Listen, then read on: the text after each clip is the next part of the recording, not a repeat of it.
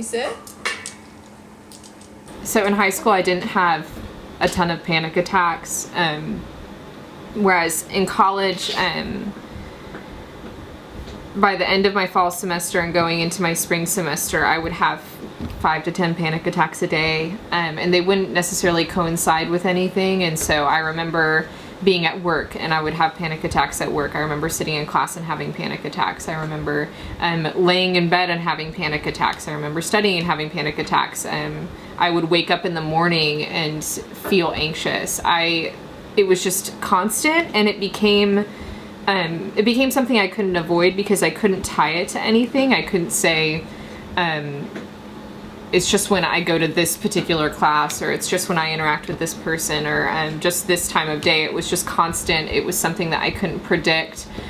So that's what really changed and made me realize that I needed help, because I finally accepted that this wasn't normal, that other people weren't going through it. I would talk to people and they would go like, I've been really stressed about a test or something, but I've never hyperventilated in the middle of work, or, and I began to go, I either have like a serious, health condition, like I have a problem with my heart or something, or I'm mentally ill and I need help. I think fundamentally, on a larger scale, the way that we initiate change is by persisting. And I hope that through my experience of continuing to go to the counseling center and say, I have a problem, and I'm a human being who's worthy of help, and I need help. Please help me.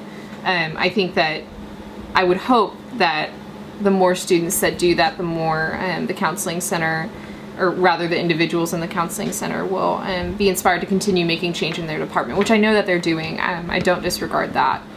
And so on a larger scale, I think that the way we initiate larger change is through persisting. Gracie is an emotional support animal. I got her from the shelter January of last year. I tried medication before and just had a really negative experience, and I wasn't sleeping. So my therapist at the time recommended that I get a dog.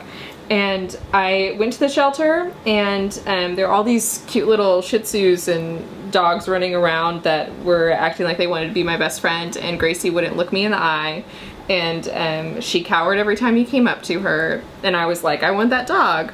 And my mother was like, why? That's, she hates you, she hates everyone. But I just, I saw myself in her. She's helped me so much, and I sleep now. That's great. And she and I help each other, because when I first got her, she was very anxious. She hated men, hated crowds, all that stuff. And now she's as social as a Gracie can be. So, yeah.